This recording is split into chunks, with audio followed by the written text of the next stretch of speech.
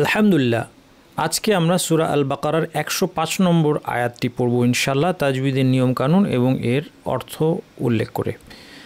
মা ইয়াওয়াদ্দু, এখানে লামকে গিয়ে ধরবে দাল, কারণ লামের উপর আমরা তাসদীদ দেখতে পাচ্ছি। মা ইয়াওয়াদ্দুল্লাযীনা, দাল অক্ষরটা আমাদের বাংলা ভাষাভাষীদের জন্য একটু কঠিন হতে পারে, প্র্যাকটিস করলে ঠিক হবে। প্রথমত আপনি প্র্যাকটিস করবেন জিহ্বার শীর্ষ থেকে একটু ভেতরের অংশ, তরাফুল লিসান একে বলা হয়, এটাকে উপর দাঁতের শীর্ষে লাগানোর চেষ্টা করবেন। এভাবে যদি আপনি একটু আয়নায় দেখে নেন, তারপরে যদি আপনি প্র্যাকটিস করেন বলা, প্র্যাকটিস করেন আমার সাথে, তাহলে আপনার দালটা ঠিক হয়ে আসবে। মা ইয়াওয়াদ্দুল্লাযীনা কাফারু, নাকা এমনভাবে পড়বেন যেন নুন আর কাফ একই শব্দের মধ্যে আছে, এভাবে পড়বেন, মাঝখানে কোনো টান দিবেন না। রিডিংয়ের ভুল হয় যখন টান ছাড়া হরফে আমরা টান দিয়ে ফেলি। না কাফারু যদি বলে ফেলেন, না দেখেন এটা হচ্ছে টান, মাদ ছাড়া হবে। না কাফারু, আলাদা করে প্র্যাকটিস করেন। না কাফারু, রুতে টান আছে। এখন একসাথে পড়েন, মা ইয়াওয়াদ্দুল্লাযীনা কাফারু, টান হবে, রু র পেশ, রু তারপর ওয়াও সাকিন, মাদ্দের ওয়াও আছে।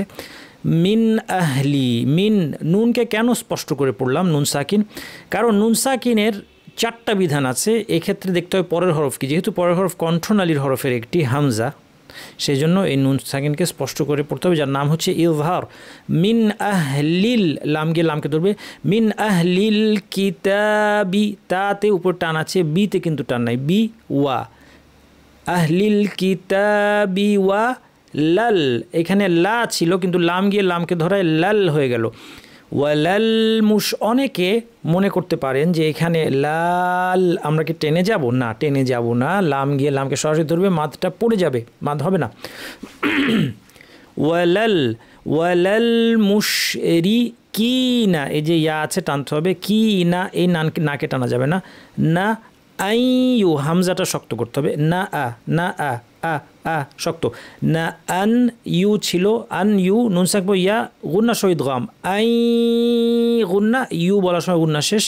আই ইউ নাজ্জালা, জাটা সুন্দর করার জন্য অবশ্যই 2 পাটির দাঁত লাগলো কিনা প্রয়োজনে আয়নার সামনে রেখে দেখবেন। আজ এটা হচ্ছে জাল, হ্যাঁ, দাঁতের জিহ্বার শীর্ষ নিচের পাট দাঁতের গোড়ায় লাগবে।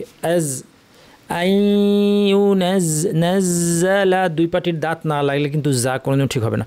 আইউ নাজ্জালা আলাইকুম মিন খ, এই নুন সাকিনটা কেন স্পষ্ট হলো, হ্যাঁ ঠিকই বলেছেন, পরে হালকের হরফ খ এসেছে। খয়রিম মির, এখানে সবগুলো তাসদীদকে ধরবে, খ ভারী, খয়রিম মির র ভারী, মির রব্বিকুম, ওয়াল্লাহু, আল্লাহের লাম ভারী কারণ আগে জবর আছে, ওয়াল্লাহু, ওয়া যেন ভারী না হয়, অনেকে ওয়াল্লাহু বলেন এরকম না, অথবা অনেকে আল্লাহু বলেন, আল্লাহু না, ওয়াল্লাহু, হুতে টান নাই, ওয়াল্লাহু ইয়াখতাসু, ইয়া খ ভারী, ইয়াখ, তা পাতলা, সদ ভারী, ইয়াখতাসু, তাসু, সদ কোথা থেকে, একটু আগে যা যেখান থেকে সেখানে, দাঁত জিহ্বার শীর্ষটার দাঁতের গোড়ায়, কিন্তু সদটায় বাতাস থাকবে আর আওয়াজটা ভারী উপর দিকে ঠেলতে হবে। আস ভারী, আসু, ইয়াখতাসু বিরহমাতিহি, হিতে টান আছে। মান, ইয়াকে পড়তে হবে, মাইয়া, এই যে আই ইউ ছিল একইভাবে, মাই গুন্না, ইয়ার সময় গুন্না শেষ, ইয়াশাউ, আলিফের পর হামজা একই শব্দের মাদ মুত্তাসিল 2 আলিফ, মাইয়াশা, থামার কারণে সুকুন দিয়ে থামবো। ওয়াল্লাহু যুল, এটা যু ছিল, মিলিয়ে পড়ার কারণে কিন্তু এই মাদটা পড়ে যাবে, কেউ যুল বলবেন না, যুল ফাদ বলার সময় ফা পাতলা, বদ ভারী, গাল থেকে জিহ্বার 2টা পাশ উপর পাটির দাঁতে লাগিয়ে, যুল ফাদলিল, আ পাতলা, জি ভারী, আর এখানে ইয়া মিম, মাদ আরিদ আমরা শিখেছি 2 আলিফ টেনে আমরা থামবো। পড়াটা পড়ি।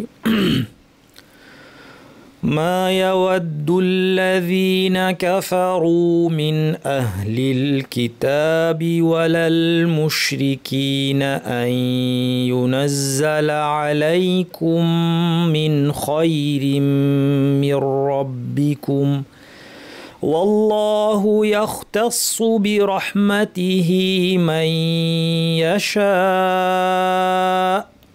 والله ذو الفضل العظيم আল্লাহ তাআলা বলছেন আহলি কিতাবের মধ্যে যারা কুফরি করেছে তারা কিংবা মুশরিকরা চায় না যে তোমাদের রবের থেকে কোনো কল্যাণ তোমাদের প্রতি অবতীর্ণ হোক, অথচ আল্লাহ যাকে ইচ্ছা একান্ত হয়ে তার দয়ার জন্য বাছাই করেন। নিশ্চয়ই আল্লাহ অপার অনুগ্রহের অধিকারী। এই আয়াতে আল্লাহ ইহুদিদের কথা বলছেন, তাদেরকে আহলে কিতাব বলা হয়েছে, তাদের প্রতি কিতাব অবতীর্ণ হয়েছিল।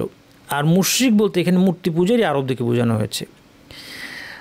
তারা চায় না যে তোমাদের রবের থেকে কোনো কল্যাণ তোমাদের অবতীর্ণ হোক, আল্লাহ যাকে ইচ্ছা দয়ার জন্য বাছাই করেন। দয়া বলতে এখানে নবুয়ত এবং রিসালাতকে বোঝানো হয়েছে। আয়াতটির অর্থ হলো ইহুদিদের মধ্যে যারা ঈমান আনতে অস্বীকার করেছে তারা এবং আরব মুশরিকরা চায় না যে মুসলিমদের কাছে আল্লাহর পক্ষ থেকে কোনো কিতাব আসুক। এই জন্য নবী মুহাম্মদ সাল্লাল্লাহু আলাইহি ওয়াসাল্লামের প্রতি কিতাব আসায় তারা ঈর্ষান্বিত এবং অসন্তুষ্ট, এবং এটাই তাদের শত্রুতার রহস্য।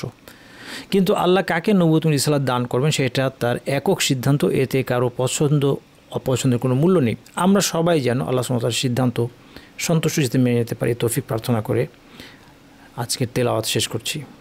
সুবহানাকা আল্লাহুম্মা ওয়া বিহামদিকা আশহাদু আল্লা ইলাহা ইল্লা আনতা আস্তাগফিরুকা ওয়া আতুবু ইলাইক।